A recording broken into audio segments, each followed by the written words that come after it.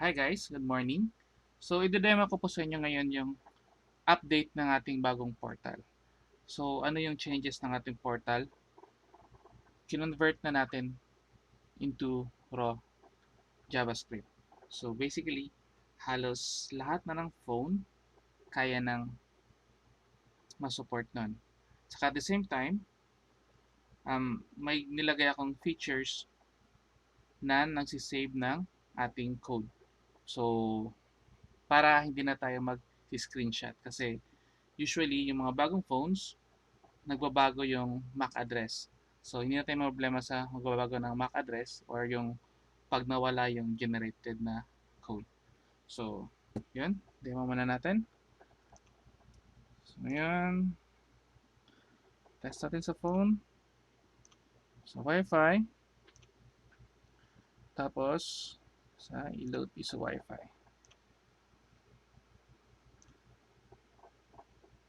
So, yan. Papansinin mo, may nakasulat na siya na no last code. No last code found. Please insert coin. So, kung meron siyang code na na-save niyan last time, maglalabas yan siya dyan. So, press natin insert coin. So, yan. So, ngayon, mas mabilis na rin yung trigger natin sa ating insert coin. So, yan. Then, generate code. Generating code. Just wait. So, save na. So, yan na yung ating code. 546095. Okay. So, ngayon, tingnan natin sa ating desktop. So, meron tayo na generate code. Active na rin tong profile. Tapos, naka-active yung cookies. So, sa ngayon, magbe-base tayo sa cookie ng MAC address. So, what if i-delete natin yan siya cookies at saka delete natin siya sa active. So, ibig sabihin yan, mawala na yung cookies. So, hindi na alam ni MikroTik na na ito siya is yung may-ari ng code. So, try natin ulit. Forget network lang natin. Forget network. So, forget network natin. Okay. Try natin ulit i-connect yung ilaw sa Wi-Fi. So, yan. Papansin mo, found last code. 546095. Check natin sa desktop. 546095. So, hindi natin kailangan na mag-screenshot pa ng code na ginamit. So, yan. Sabi niya, punta lang na tayo sa voucher tab para mag-login. So, yan. Login natin diretso. So, pwede natin mag-continue sa ating device. So, what if kung tapos na talaga yung time niya? So, check natin. Kung tapos na talaga yung time na, ang gagawin natin ngayon is try natin ulit i-delete yung cookies. Tapos active. Then, i-delete natin. For example, wala na talagang code. So, balik tayo ulit sa ating phone. Forget lang natin.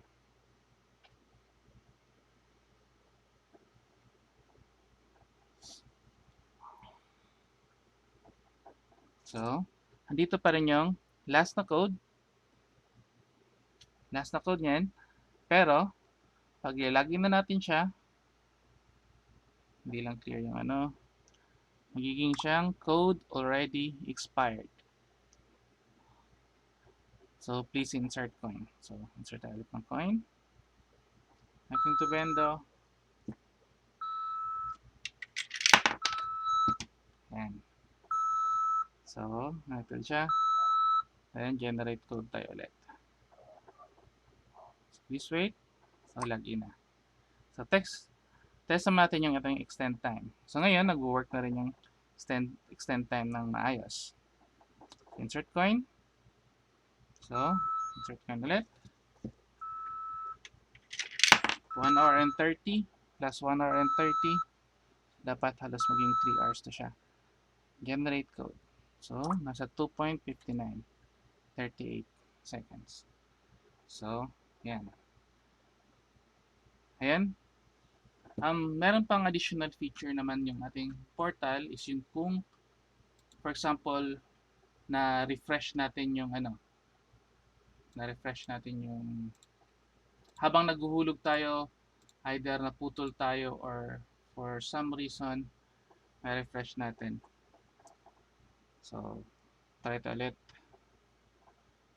Forget network. Ayan. Connected na. Hindi pa natanggal sa active. Okay. Forget net. Ayan.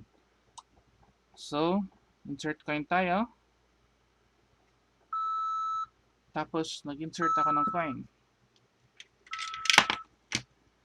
So, may 5. Tapos, either na-close ko or for some reason, natanggal. So, continue pa rin. Pag insert coin natin, nagko-continue siya sa ating last transaction. So, pwede tayo magkulog na another para ma-continue natin yan into 10.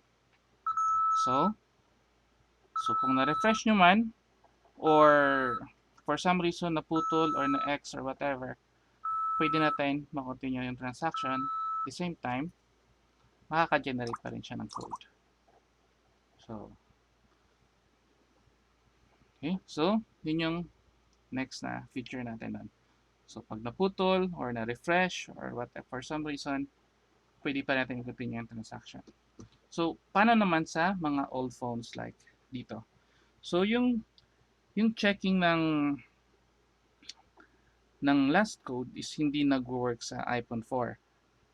Pero, dun lang siya sa ating hindi lang siya nag-work dito sa captive portal ng device. Pero, pag mag-open kayo ng browser or kahit na Safari, mag-work pa rin siya. So, pakita ko lang sa inyo na so ito lumang phone, iPhone 4. So, dapat mag-work siya. Forget lang muna natin to kasi nag-test tayo kanina. Forget. So, yan, tayo natin. So, pakita ko sa inyo na no last code found. Insert coin tayo. So, yan. So, cannot connect. So, may chance na hindi nakakonect yung device sa ating Vendo. Insert coin lang tayo ulit. So, mag-reconnect yan siya. So, yan. Connected na. So, natin ulit. So, 5. Generate code. So, yan. Generated code na. So, try muna natin yung extend time dito sa iPhone 4. Extend time. So, connecting to Vendo. Yan. Please insert coin. Tapos, generate tayo ng code. Ating code.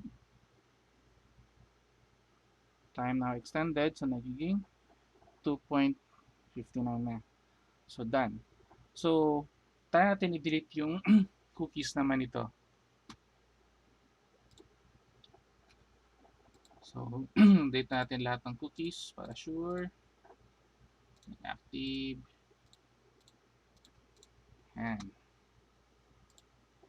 So, dapat hindi na active si So, dapat magre-connect siya. Or magre-login dapat.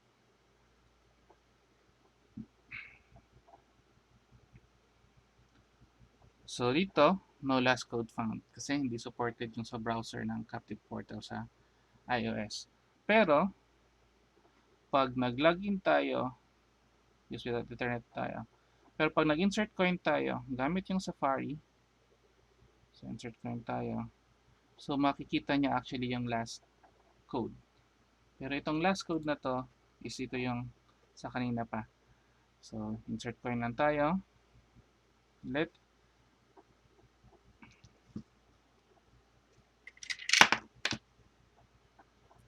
And generate code. So, yan. Go-work na. So, i-pause time natin. Pagkatapos, i-delete natin yung cookies. So, para kunwari nagbago yung Mac or whatever na ano. Ito yung cookies. Tapos, try tayo mag-login or refresh na lang natin.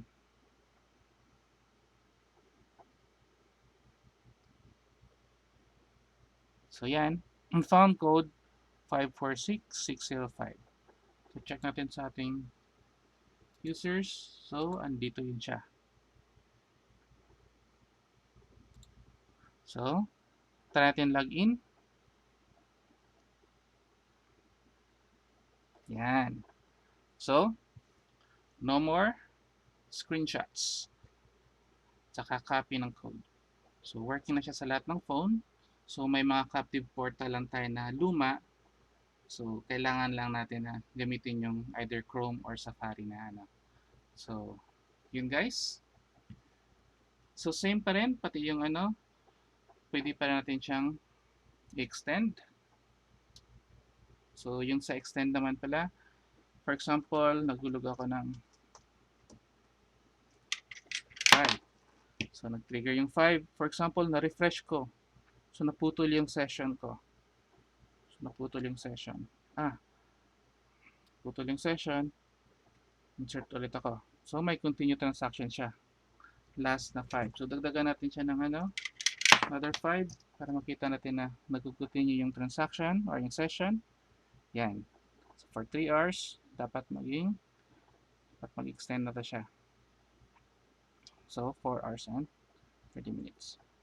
So, yun lang guys. Don't forget to like and subscribe.